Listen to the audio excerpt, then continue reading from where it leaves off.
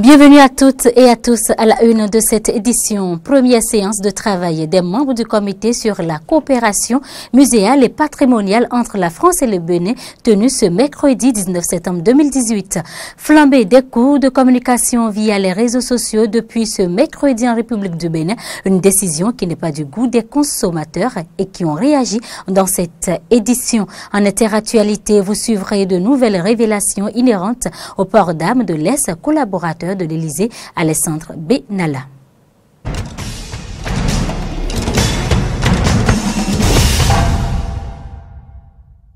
À nouveau, bienvenue. Le gouvernement du président Patrice Talon s'est réuni en Conseil des ministres ce mercredi 19 septembre 2018. Au cours de ce rendez-vous hebdomadaire, le gouvernement a pris plusieurs décisions, entre autres la transmission à l'Assemblée nationale du projet de loi de finances exercice 2019, du projet de loi portant code des investissements en République du Bénin. Suivant un extrait du compte rendu de ce conseil présenté par le ministre du Tourisme, de la Culture et des Sports, Oswald Omeki. Le Conseil des ministres s'est réuni ce mercredi 19 septembre 2018 sous la présidence de M. Patrice Talon, président de la République, chef de l'État, chef du gouvernement. Les décisions ci-après ont été prises au titre des mesures normatives. Transmission à l'Assemblée nationale du projet de loi de finances exercice 2019. Le projet de loi de finances pour la gestion 2019 s'établit en ressources et en charges à la somme de 1877 543 millions de francs CFA contre 1862 918 millions de francs CFA en 2018, soit une augmentation de 0,8%. Projet de loi portant code des investissements en République du Bénin. Ce projet vise à corriger les insuffisances et incohérences décelées dans le code en vigueur et à introduire des innovations pour susciter plus d'investissements. Ces innovations portent entre autres sur la simplification des régimes d'agrément avec des incitations claires et précises pendant les périodes d'installation et d'exploitation. Le projet prévoit en effet 3 régimes privilégiés de base et 2 régimes spéciaux. Projet de loi portant création, organisation et fonctionnement des entreprises publiques en République du Bénin. En décidant de transmettre également ce projet de loi à l'Assemblée nationale, le gouvernement entend corriger les insuffisances contenues dans les anciennes lois régissant les sociétés publiques et votées avant l'entrée en vigueur des actes uniformes de l'OHADA en 1997. Projet de loi pour la promotion et le développement des micro, petites et moyennes entreprises en République du Bénin. Ce projet de loi crée un cadre juridique, institutionnel et financier propice au développement de l'entrepreneuriat national et permet d'établir un régime spécifique des appuis de l'État en faveur des entreprises pour tenir compte de leur vulnérabilité face à la concurrence internationale. Les prix pour le compte du mois d'octobre 2018 se présentent comme suit. Essence, 565 francs CFA le litre. Pétrole, 590 francs CFA le litre. Gasoil, 600 francs le litre. Mélange, 655 francs CFA le litre. Gaz domestique, 600 francs CFA le kilogramme. Au titre des rencontres et manifestations internationales, le Conseil des ministres a autorisé la participation de notre pays aux réunions de haut niveau, aux manifestations parallèles et au débat général de la 73e session ordinaire de l'Assemblée générale de l'ONU à New York du 18 septembre au 5 octobre 2018. Les membres du comité de la coopération muséale et patrimoniale entre la France et le Bénin ont tenu ce mercredi 19 septembre leur première séance de travail. C'était au ministère des Affaires étrangères de la coopération en présence des ministres Aurélien Agbenossi et Oswald Omeki. Roland Toneikes et Fréjus Fiossi pour le compte rendu. La salle rouge du ministère des Affaires étrangères et de la coopération a abrité ce 18 septembre 2018 la première réunion du comité sur la coopération muséale et patrimoniale entre la France et le Bénin. Les membres de ce comité se sont retrouvés sous la direction des ministres Aurélien Agbenossi et Oswald Omeki, respectivement en charge des affaires étrangères, du tourisme et de la culture. Nous sommes dans une démarche de coopération, de collaboration avec l'État français pour une restitution de nos biens, mais aussi pour engager une coopération patrimoniale. Puisque, vous le savez tous, le programme d'investissement du gouvernement béninois intègre la construction de musées aux normes et standards internationaux, musées pouvant accueillir tout type d'œuvres, tout type d'objets de collection et pouvant les conserver dans les meilleures conditions. La restitution des biens culturels du Bénin est devenue depuis août 2016 une priorité pour le gouvernement béninois. En effet, après la demande officielle adressée à la France, le président français Emmanuel Macron s'est engagé à Ouagadougou à travailler pour la restitution des biens appartenant à certains pays africains et exposés dans des musées français. Après cet engagement de Ouagadougou, Emmanuel Macron a mis sur pied la commission Savoie-Sarr pour conduire la réflexion autour de la restitution des biens. C'est donc pour faire suite à cette initiative de la France que le gouvernement béninois a adopté le 12 septembre 2018 en Conseil des ministres le décret numéro 2018-418 portant création, attribution et composition du comité sur la coopération muséale et patrimoniale entre la France et le Bénin. Ce comité est composé de 10 membres dirigés par Nouréni Tidjani Sepos, professeur de lettres et ancien sous-directeur général de l'UNESCO. C'est une démarche de coopération, c'est une démarche qui consiste à dire très amicalement que le temps est venu pour nous de procéder à la restitution de ce qui nous appartient. Le ministre des Affaires étrangères et de la coopération, après avoir remis le décret de nomination au président du comité, est revenu sur les objectifs fixés par le gouvernement. Ce qui est attendu de ce comité, c'est de définir le cadre du partenariat que nous aurons avec la France dans ce domaine. C'est la première tâche que je vois. La deuxième tâche, c'est d'identifier, de recommander les termes et les modalités de ce partenariat, circulation et restitution, temporaire ou définitive des œuvres culturelles qui sont les nôtres. Le troisième élément que je vois, c'est d'étudier, de proposer les conditions pour la mise en place d'une vraie coopération muséale et patrimoniale à court, moyen et long terme entre le Bénin et la France. Le quatrième élément ici, c'est d'examiner, de soumettre les modalités pour la réalisation d'un inventaire exhaustif des œuvres et des biens culturels en question. Pour rappel, la demande de restitution des biens culturels du Bénin a été initiée en 2005 par le CRAN France, conseil représentatif des associations noires, soutenu par des Béninois vivant en France et au Bénin, et ensuite par le CRAN Bénin, qui ensemble ont travaillé pour l'introduction d'une communication en conseil des ministres en juillet 2016. Il s'agit de plus de 5000 pièces de biens culturels qui sont exposées dans des musées français, dont les plus en vue sont les trônes des rois Guézo, Guélélé, Béanzin, des récades royales et une porte sacrée du palais royal d'Abomey. Les nouvelles tests sur les communications électroniques sont entrées en vigueur au Bénin depuis ce mercredi 19 septembre 2018. Les forfaits Internet au niveau des réseaux GSM, MTN et Move ont plus que doublé. Les internautes sont en colère. Des pétitions lancées ont recueilli plus de 10 000 signatures et une marche de protestation est prévue pour ce vendredi à 10h à la place des Matières. Nous vous proposons à présent d'écouter quelques citoyens se prononcer sur la hausse du prix de l'Internet. Ils sont au micro de Aristide Setti et Denis Maroya.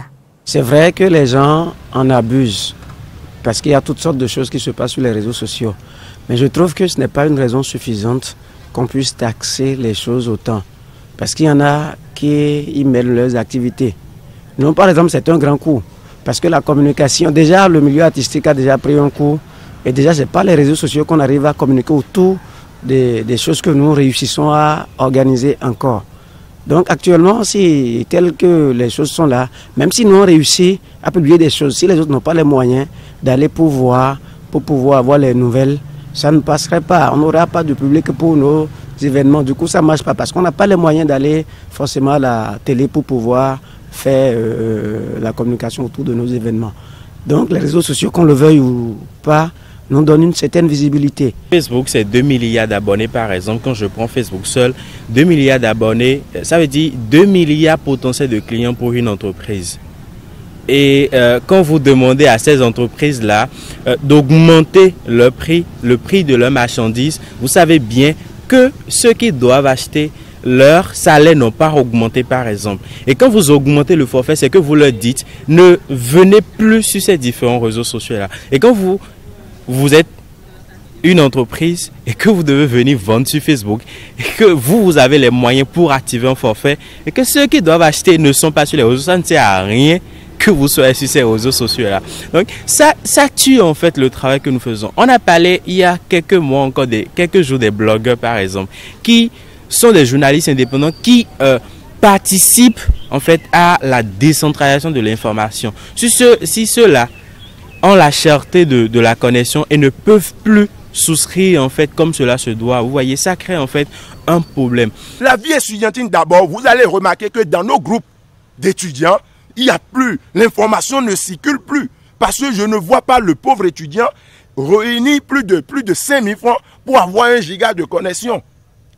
D'abord, au niveau de l'information, les groupes sont asphyxiés. De deux, vous allez remarquer que les professeurs aujourd'hui à l'université programment les cours de façon fantaisiste. Vous pouvez être aujourd'hui, on va vous dire que vous avez un cours demain.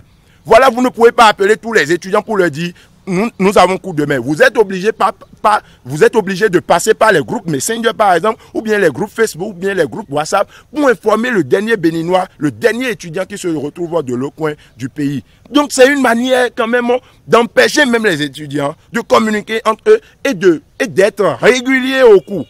Mieux, les réseaux sociaux aujourd'hui, mais c'est un réservoir de recherche, c'est un réservoir d'échange et de recevoir.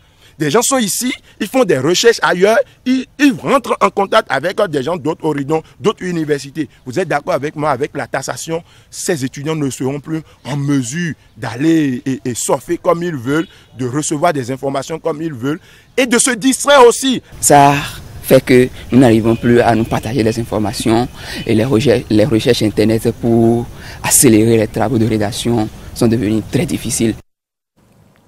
La Confédération syndicale des travailleurs du Bénin a réagi également sur la flambée des coûts de communication sur les réseaux sociaux. Je vous invite à suivre un extrait des propos du SIG de CSTB.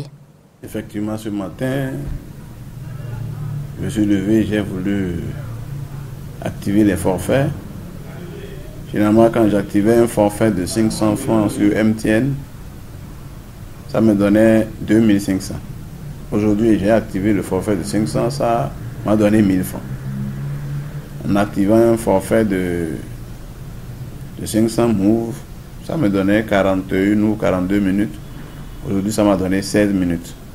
Ce qui est curieux, parce qu'aujourd'hui, au plan international, ou même ce qui est annoncé au plan national, c'est que l'Internet, qui n'est pas un luxe, qui a une nécessité pour le développement économique, scientifique, tout et tout, doit être disponible juste dans les ménages. Surtout que nous avons des fibres. On a 2 terminaux de fibres optiques à Cotonou ici. Et ces fibres optiques continuent, traversent notre pays pour aller arroger, aller desservir le Niger. Mais nous constatons que les fibres là n'ont pas été utilisées pour que les ménages du Bénin aient accès à l'Internet. C'est-à-dire qu'il n'y a pas un maillage qui devrait permettre aux Béninois, à tous les Béninois, d'avoir accès à l'Internet. Dans ces conditions où on fait beaucoup de projets, on crée un ministère de l'économie numérique. C'est curieux. Un ministère de l'économie numérique devait avoir comme objectif de promouvoir l'Internet dans notre pays. Si tant est que nous voulons un développement national, nous voulons être souverains. La télécommunication, la communication, c'est stratégique, c'est sensible. Il faut chercher son autonomie vis-à-vis de ça. Et on ne comprend pas qu'on ne veuille pas appuyer Bénin Télécom SA qu'on veut aujourd'hui fermer. C'est un secteur stratégique. On dit encore que les jeunes ne peuvent pas naviguer. Donc on tue même la science dans notre propre pays. On tue la recherche. Qui peut travailler sans Internet? Qui peut travailler sans Internet? Et on a 2 fibres terminaux qui devaient nous permettre, et ces fibres terminaux vont jusqu'au Niger pour arroser les pays de l'Internet. L'actualité des coulisses de la réconciliation Yayi Azanayi remonte à ce lundi. Ne partageant plus les mêmes idéologies avec l'actuel gouvernement, Candide Azanayi et l'ex-chef d'État Boni Yayi, adversaires d'alors, ces deux politiciens voudraient bien s'unir pour éventuellement obtenir de meilleurs scores pour les échéances électorales prochaines. Que pensent les citoyens béninois de ce mariage Yayi Azanayi? Quelques-uns ont donné leur avis au micro de Samson Oké et Romaric Devoshi. Le bon sens voudrait qu'on se réjouisse que tout chrétien, bon pas tout chrétien, pas nécessairement les chrétiens seuls, mais que tout le monde se réjouisse de l'union, en fait, de cette réconciliation plutôt entre ces deux ennemis d'antan. Et je pense que c'est quelque chose de positif. S'il y a eu des gens qui se sont arrangés pour quand même les réconcilier, c'est quelque chose à saluer. Mais là où moi je trouve quand même un peu de biais par rapport à cette réconciliation, c'est dans quel objectif? C'est pour aller contre quelqu'un. Vous savez, comme l'a dit Azanayi, il n'y a pas d'ennemis et d'amis éternels en politique. Cela veut dire quoi? Et dans le communiqué, ils ont relevé l'intérêt général. Lorsque le pays est en danger, il a besoin de tous ses fils. C'est de ça qu'il s'agit. Quand on dit l'intérêt général, c'est l'intérêt de vous et de moi. Mais quand je suis écarté, permettez que je pleure. C'est de ça qu'il s'agit. Lorsque les fils du pays voient que le pays est en danger, ils ont besoin de s'unir pour sauver le bateau qui tangue. Moi, je pense que c'est une mariage stérile. Parce que tout ce que Azanayi a dit sur Yayi, on a tout entendu dans ce pays. Mais aujourd'hui, Azanayi a vu que celui-là est bon. Il faut se réconcilier avec lui. Si au Bénin, c'est comme ça que la politique est, les politiciens n'ont qu'à aller avec leur politique. Parce que c'est Azanayi qui nous a dit dans ce pays, si tu es jeune, il faut rentrer dans la politique.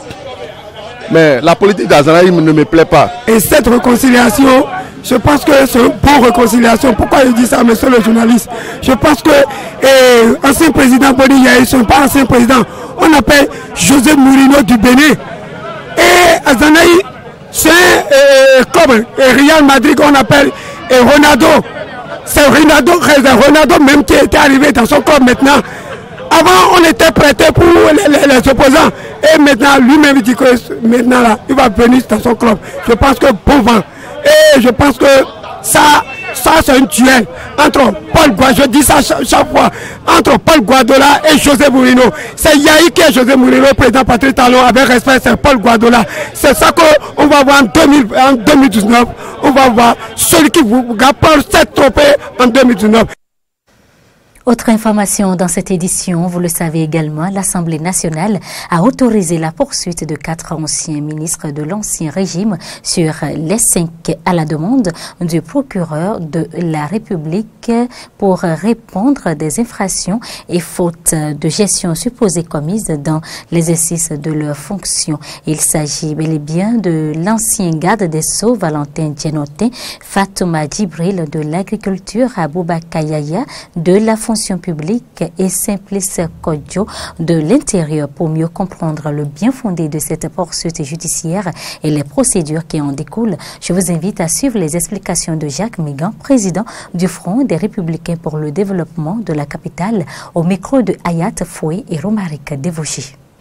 C'est une autorisation, c'est une demande d'autorisation de poursuite, ce qui est différent par rapport à l'humilité, puisque la demande d'autorisation de poursuite, conformément à la Constitution, porte sur les anciens ministres qui, dans l'exercice de leurs fonctions, auraient eu à connaître des choses à se reprocher. Donc il ne s'agit pas de levée d'immunité qui concerne le député. C'est des premières dans notre pays en ce qui concerne ces autorisations. Et c'est là où il faudrait maintenant aux magistrats de faire leur travail et pour que nous puissions dire oui, il y a eu effectivement une volonté pour lutter contre l'impunité, lutter contre la corruption. La justice est au-dessus. La justice n'est pas partisane. La justice fait son travail à partir des éléments qu'il a. Donc c'est en ce sens que je dis qu'il faudrait faire confiance à la justice de notre pays, de mon pays.